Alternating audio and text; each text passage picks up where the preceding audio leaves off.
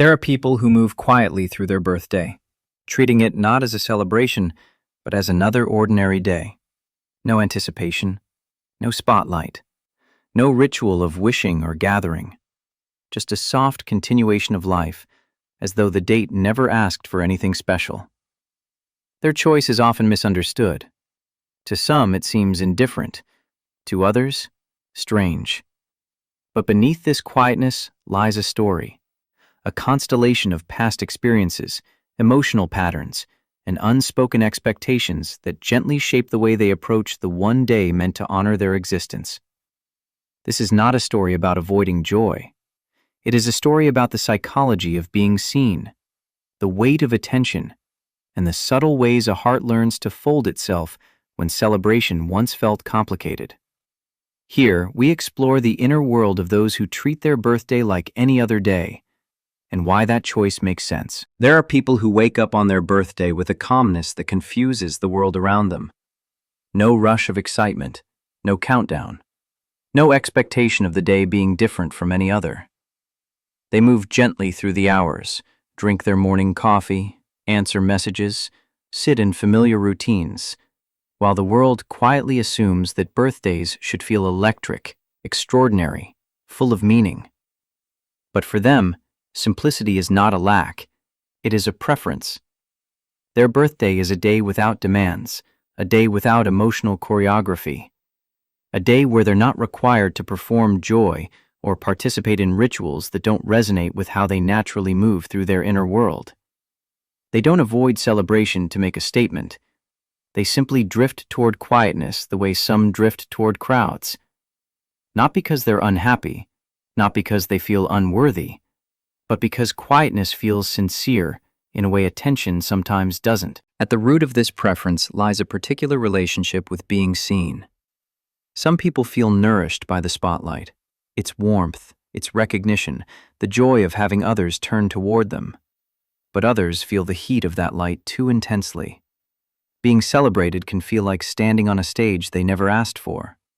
Every happy birthday becomes a small invitation into emotional vulnerability. A moment that says, I see you. Do you see yourself? And for those who prefer quiet birthdays, this question often sits more heavily than the celebration itself.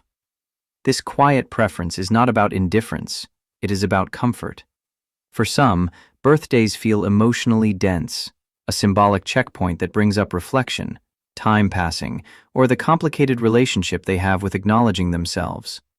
For others, celebration feels performative, filled with social expectations that do not match the way they naturally experience joy. They may love deeply, appreciate quietly, and feel tenderly, just not in ways that flare outward.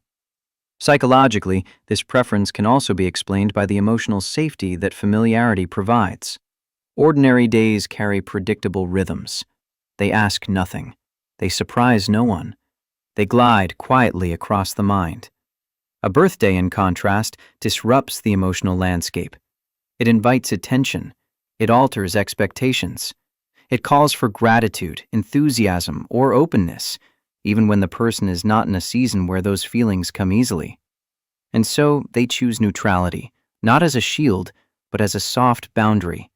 Inside this calmness, however, exists a quiet duality. Many who treat their birthday like a normal day still appreciate being remembered. A message, a gentle wish, a moment of thoughtfulness. They simply prefer the gesture to be soft rather than spotlighted. They do not avoid connection, they avoid intensity. They do not reject meaning, they reject pressure. The celebration they seek is subtle, a feeling rather than an event. But beneath this preference, there is sometimes a quiet longing they rarely voice, a longing to be understood without having to perform clarity, a longing to be celebrated without having to stand in the center, a longing to feel significant without the weight of expectation pressing against their chest. They want to be held softly in someone's thoughts, not lifted loudly into a room. The turning point in understanding this preference comes when they acknowledge that their response to birthdays isn't strange, it is honest.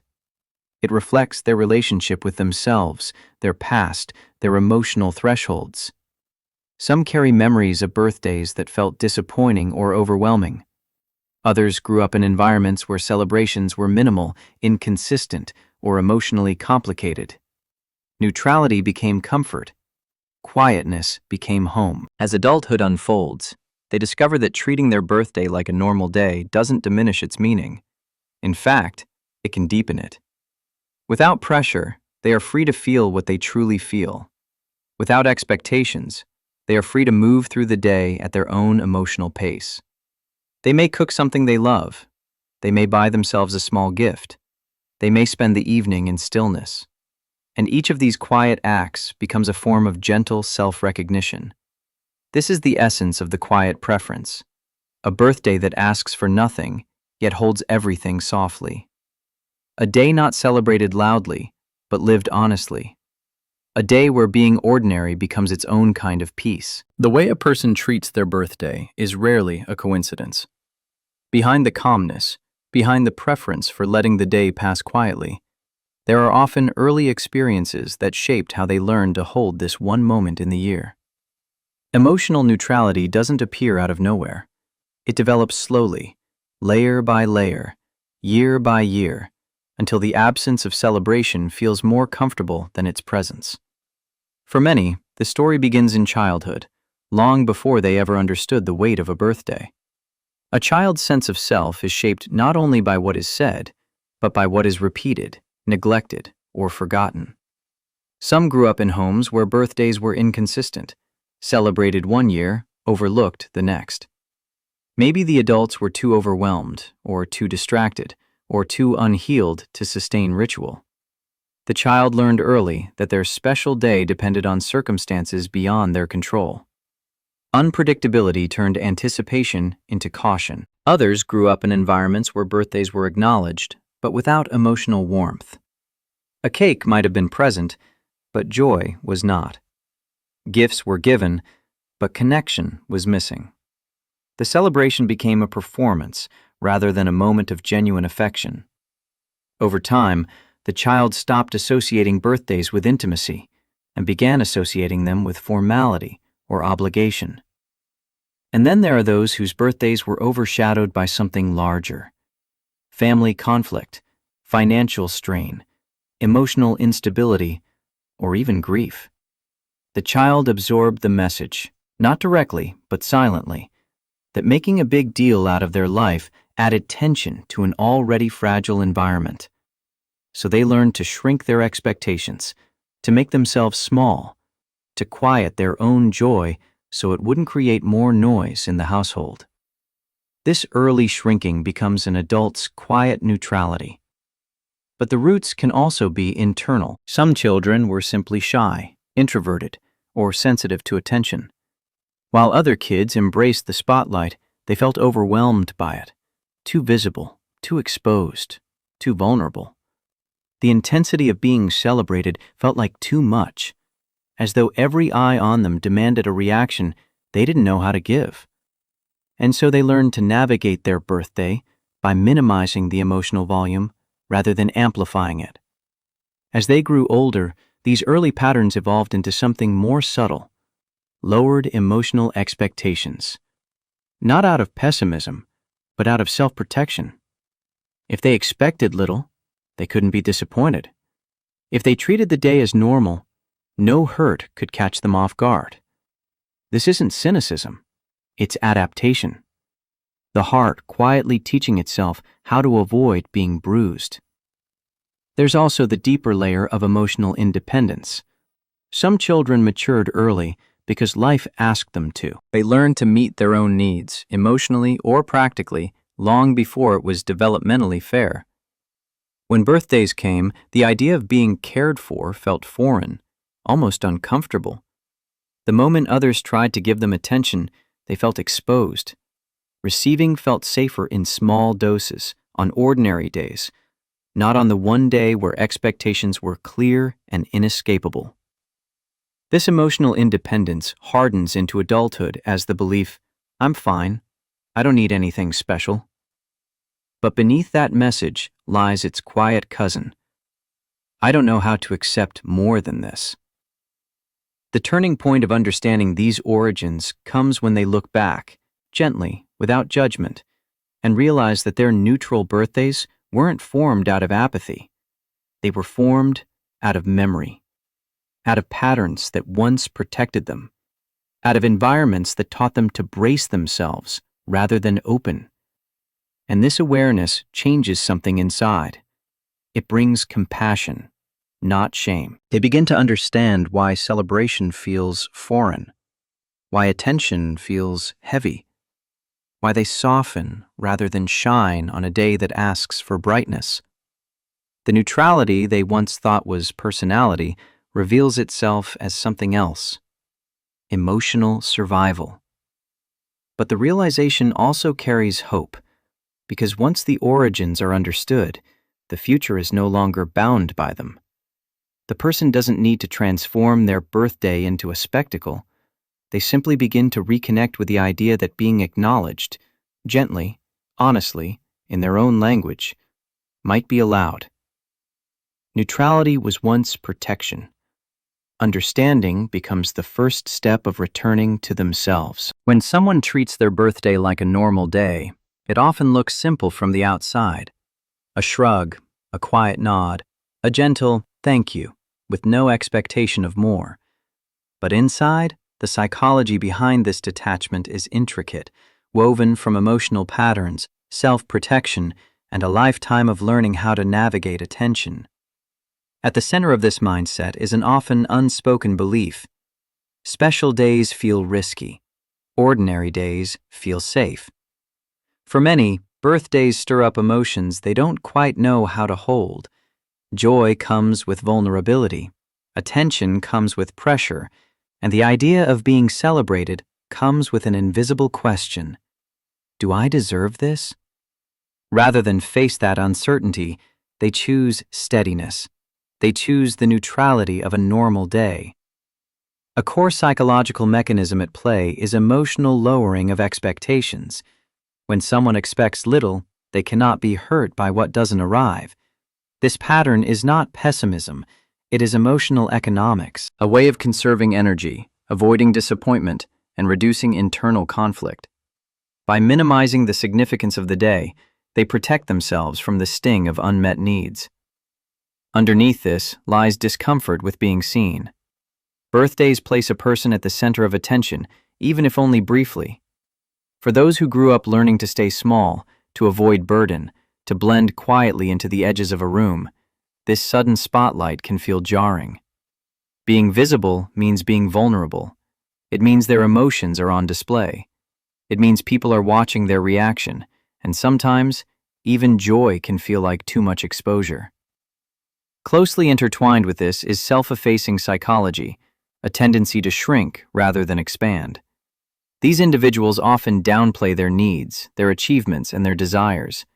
They struggle with receiving anything that highlights their worth. Compliments feel heavy. Gifts feel undeserved. Celebrations feel misaligned with the internal narrative they've lived with for years. And so, birthdays become something they gently deflect. There is also the role of hyper-independence. Many who treat their birthday like a normal day grew up learning to take care of themselves emotionally. Relying on others felt unsafe or uncertain, so they built lives around self-sufficiency. Being celebrated requires letting others give, letting others care, letting others step closer. And hyper-independent hearts often carry an unspoken fear: if I let someone in, I might need them. And needing someone feels dangerous. This psychology extends into how they process joy. Some people experience happiness quietly, inwardly. Their emotional peaks are subtle. They savor moments alone rather than seeking shared excitement. A birthday built on loud expression may not reflect how they naturally feel joy. Treating it like a normal day allows them to stay aligned with their authentic emotional rhythm. Calm, steady, understated. Yet beneath this neutrality lies another layer: avoidance of emotional vulnerability. Birthdays are mirrors. They reflect back questions of identity, worthiness, aging, relationships, and time. For some, these reflections stir discomfort. Ignoring the day becomes easier than confronting what it brings up. It isn't about indifference, it's about emotional pacing. They engage with life at the speed their heart can handle. But this neutral stance is not without inner conflict. Many who claim their birthday is just another day still feel a quiet ache when it passes unnoticed. They may not want a celebration, but they long for remembrance. They may not want a party, but they hope for a message that feels heartfelt. They carry both desires, to be unseen and to be seen, to be simple and to be special. And this contradiction lives gently inside them, shaping the way they move through the day. The turning point in understanding emerges when they recognize that their neutrality is learned, not innate. It's a psychological adaptation, a way of making a complicated emotional day feel manageable. Realizing this doesn't make them wrong or broken. It simply reveals the layers behind their preference. And as these layers emerge into awareness, something soft begins to shift. They start to understand that treating their birthday like a normal day doesn't diminish its value. It simply reflects how they learned to protect their heart. Later, when the healing deepens, they may begin to invite a little more warmth into the day, not with fanfare, but with gentle acceptance. A small step, a quiet opening, a beginning. Inside those who treat their birthday like an ordinary day, there is often a quiet, private tension, something almost invisible, even to themselves. On the surface, they seem at peace with simplicity. They say they prefer normalcy, that they don't need attention or celebration, and they mean it. There is truth in their desire for calm. But beneath that truth lives another truth, softer and more tender, a longing they rarely admit aloud. This is the inner conflict, the delicate pull between wanting to be remembered and fearing what that remembrance might demand of them. For many, this conflict begins with the discomfort of receiving. Birthdays place a person in the position of being given to, emotionally, mentally, socially. For someone who has spent years being the giver, the caretaker, the emotionally steady one, receiving can feel foreign. It asks them to open their hands instead of using them. It asks them to allow attention, kindness, affection, to let it land without deflecting or minimizing. Receiving requires vulnerability, and vulnerability for them is complicated. A gentle dilemma forms inside. They long for sincerity, but fear the exposure that comes with it. They want connection, but dread the pressure of being the center of it. They wish to be remembered, but don't want to be watched. This duality creates a subtle emotional friction on their birthday. When people celebrate them, they may smile, but internally tense. When no one celebrates them, they may feel a quiet ache, but swallow it quickly. They move between longing and self-protection as though walking a tightrope between desire and fear. What hides beneath this calmness is often a deep fear of disappointment. Birthdays hold emotional expectations, sometimes fragile, sometimes unrealistic. If someone remembers, joy comes. If someone forgets, the hurt arrives sharply, even if they act unaffected. Instead of risking this emotional volatility, they choose neutrality. A normal day is predictable. Predictability means safety. And yet, they are human. They feel, even when they pretend they don't. Sometimes they find themselves hoping someone will remember, hoping someone will care without being asked, hoping for a message that feels intentional, not obligatory. But when that hope surfaces, another voice rises just as quickly. Don't expect anything. It's easier that way. Stay small. Don't make it mean too much. This internal tug-of-war becomes more noticeable in moments of intimacy. In relationships, they may quietly wish for a partner to create something meaningful, yet struggle to communicate what meaningful looks like to them. The attention they long for is gentle, specific, emotionally attuned, not loud, not performative, not overwhelming. But translating this subtle desire into words feels vulnerable. So they stay silent, hoping others will understand without being told. This silence creates misunderstanding. Others may assume they genuinely don't care. Yet inside, the conflict continues. I don't want attention, but I want to matter. I don't want a celebration, but I want to be seen. I don't want a crowd, but I want to feel chosen. The turning point in this inner conflict often emerges in a moment of unexpected tenderness. Perhaps someone offers a quiet gesture, a heartfelt note, a simple act of presence, a small moment of thoughtfulness that lands in a place they didn't realize was waiting. In that moment, their guard softens. They feel warmth instead of pressure, and they realize something profound. They don't dislike being celebrated, they dislike being overwhelmed. They don't fear attention itself, they fear the weight of expectation attached to it. This recognition allows compassion to enter the conflict. They begin to understand that both sides of their desire, the longing and the avoidance, are valid. Both formed from real experiences, both trying to keep them safe. Healing begins when they stop judging themselves for this contradiction, when they understand that it's normal to feel two opposite things at once, that they can prefer quietness while still wanting significance. And as this internal acceptance grows, the conflict quiets. It doesn't disappear, but it becomes gentler, a soft negotiation instead of a silent battle, a recognition that they can choose a middle path, one that honors both their need for calm and their need for connection.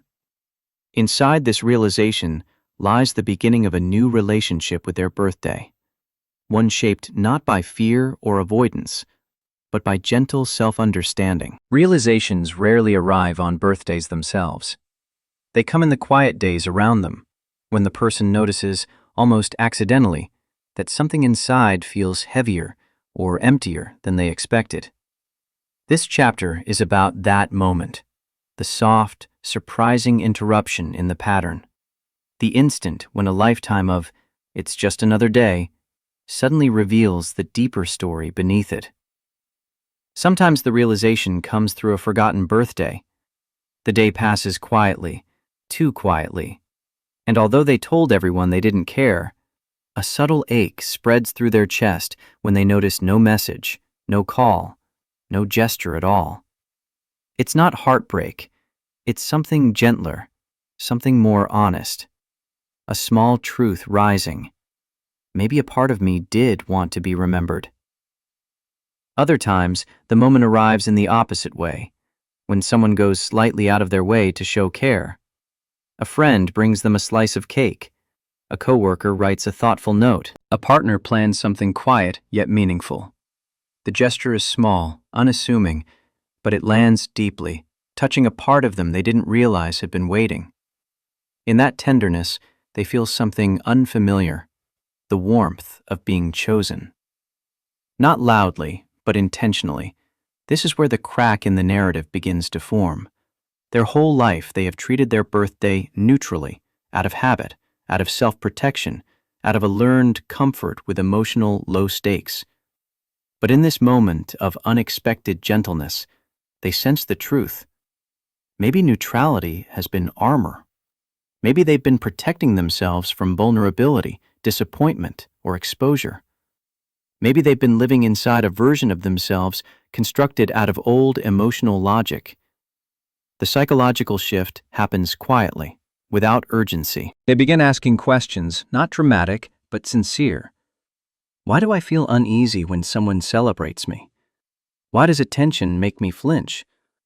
Why does part of me wish for more while another part resists it? The answers do not come all at once. They emerge slowly, like fog lifting. They realize that birthdays feel vulnerable because they invite reflection.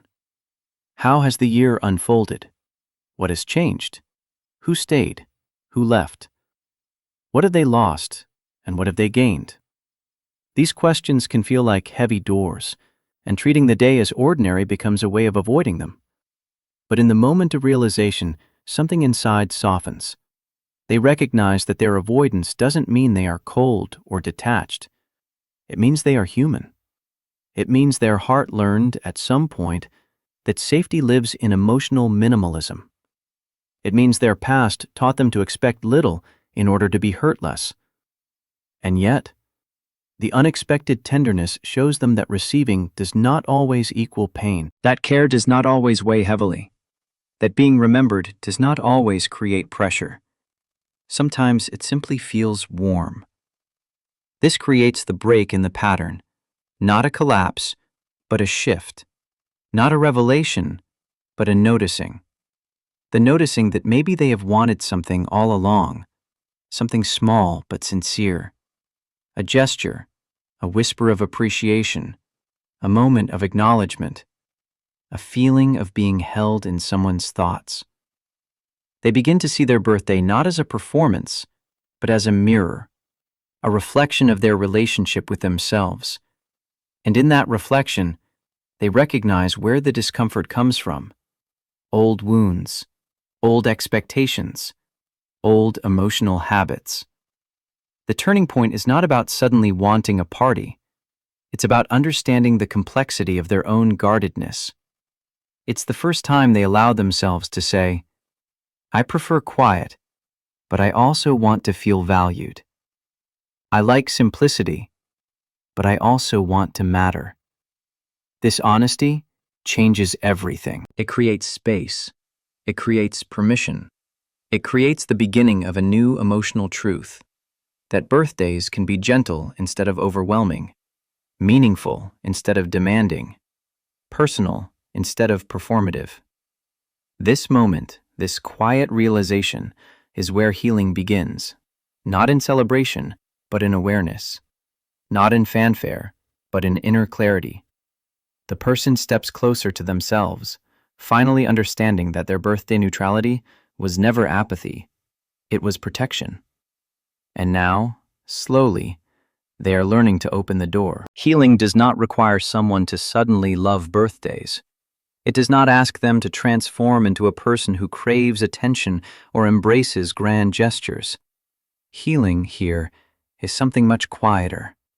It is the gentle redefinition of what celebration means, reshaped to fit the emotional language of someone who has always preferred the safety of ordinary days.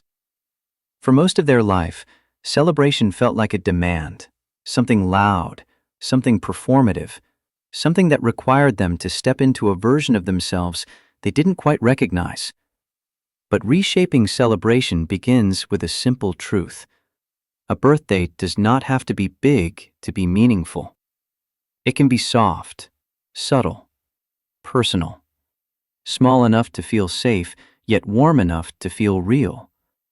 The process of redefining begins with permission. Permission to celebrate in a way that honors who they truly are, not who they think they are supposed to be. For some, this looks like solitary rituals, a quiet morning, a favorite meal, a long walk beneath familiar trees. For others, it looks like choosing one person instead of many, one moment instead of a party, one sincere gesture instead of dozens of hollow ones. The celebration becomes inward rather than outward, intentional rather than obligatory. Psychologically, this shift happens when they begin to separate attention from appreciation. Attention once felt like exposure, vulnerability, pressure. But appreciation, a softer cousin, feels different.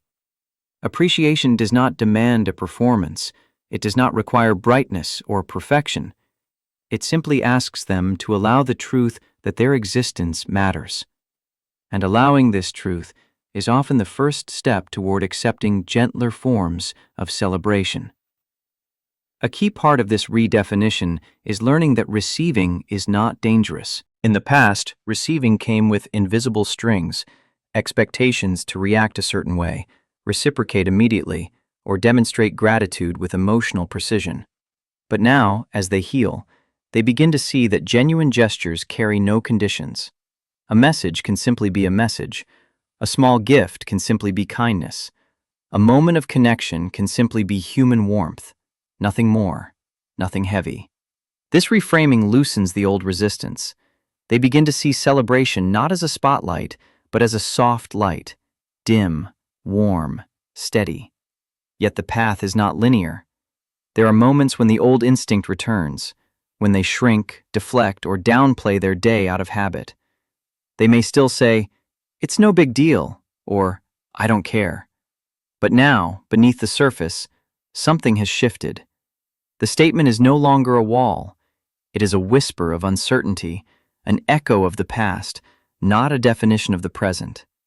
Awareness helps them catch these moments gently, without judgment. The turning point in this chapter arrives when they create or accept a celebration that feels like theirs. Maybe it's a quiet dinner. Maybe it's writing a letter to their past self. Maybe it's allowing one trusted person to sit with them in a space that feels safe. Maybe it's letting themselves enjoy a moment without analyzing it. These small choices carry enormous emotional weight. They signal that celebration no longer threatens their safety or identity. As they redefine celebration, they also redefine worth. Not in a grand, dramatic revelation, but in a soft, steady realization. They do not need to earn tenderness. They do not need to minimize themselves to stay protected. They do not need to fear being cared for. And slowly, celebration becomes less about the world looking at them, and more about them looking gently at themselves. In this new understanding, birthdays shift from being a day they brace for to a day they approach with calm curiosity. Not excitement, not dread, just openness, a willingness to feel whatever arises without shame or pressure. They begin to see the day as a quiet pause, a moment to acknowledge growth, survival, softness, and the simple fact that they are here.